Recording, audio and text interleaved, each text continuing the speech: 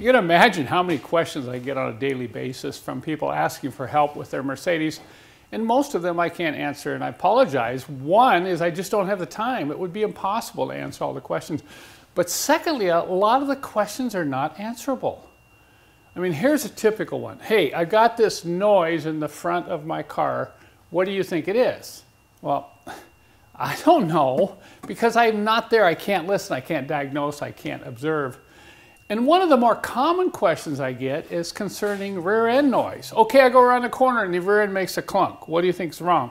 Or if I go over rough ground, the rear end makes a clunking sound. Or it makes a clunking sound at 70 miles an hour, it doesn't make a clunking sound at 40 miles an hour. Well, I just, unfortunately, can't answer those type of questions because I can't diagnose it. It's too general, it's too broad. Certainly when they ask, well, what parts do I need to fix it? Then I really don't want to answer it because I could lead the person astray. And this is one that I get a lot. Now, this is a 1980 W126 sedan, first year production, and it has what's called the trailing arm independent rear suspension. Now, this rear suspension was first introduced in 1968 in the 114 and the 115 chassis.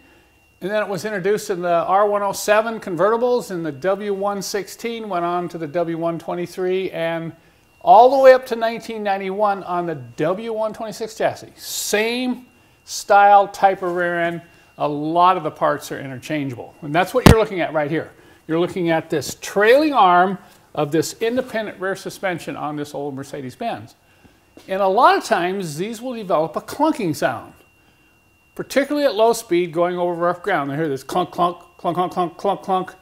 And so I was inspecting this car, but doing some brake work on it, and sure enough, I thought, well, I'm going to check this part right here. This is the sway bar.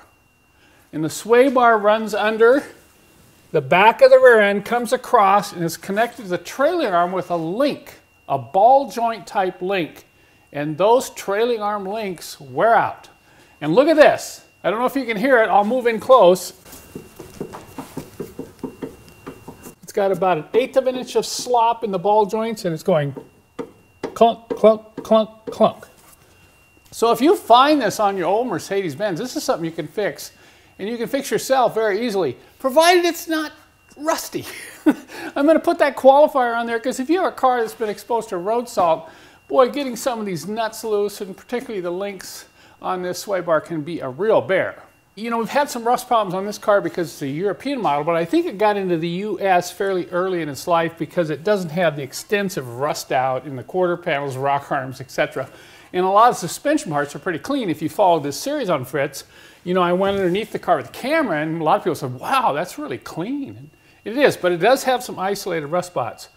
So I'm going to go ahead and pull this link off and show it to you so you can just see how badly worn it really is. Here you can see the link, and here you can see where it's attached to the sway bar, and then it's attached to this rear hub, goes straight into a threaded hole.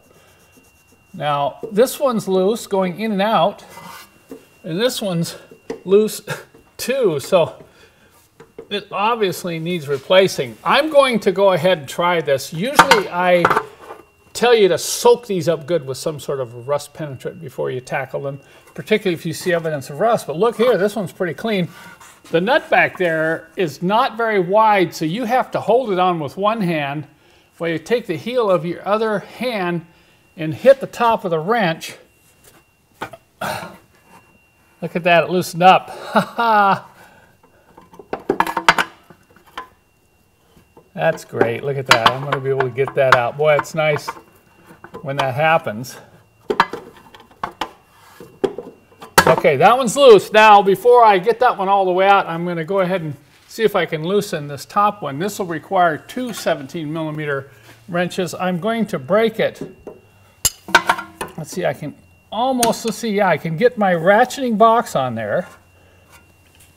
And then I'll get an open end on the other side.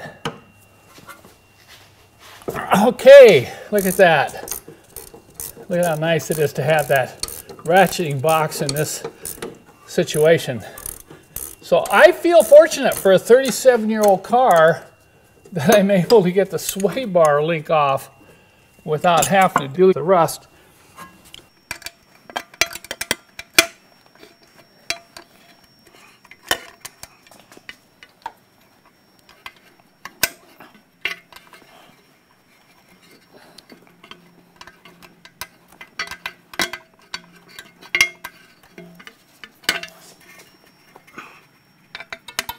Okay, now I can get it the rest of the way out by hand. If it's coming real hard, go ahead and spray some lubricant on those threads, make it easier to come out. But this one's coming out fairly easily. Like I said, I'm pretty happy. Okay, there it is. Now let's take a close look at it. Okay, this end is worn out. You can see the play right in there. This end's still tight, but I'll tell you something. When you get one of them worn out, for instance, the other side is not showing any play, go ahead and replace both of these. Don't just replace one. They're not that expensive.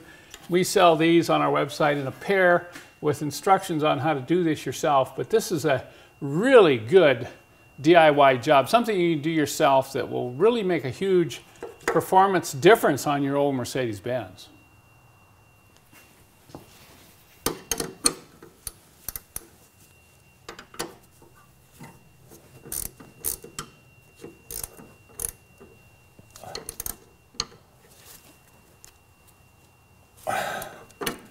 Now with Select, pretty simple. There you have it. Look at that. No more play. So now we got rid of that annoying clunking noise. Before I put this other new one on, I thought I'd show you why these wear out. Notice that they come with a seal. See that flexible seal that stays on that plastic ball cover? That's what keeps the lubricant in there. And look what happened to this one.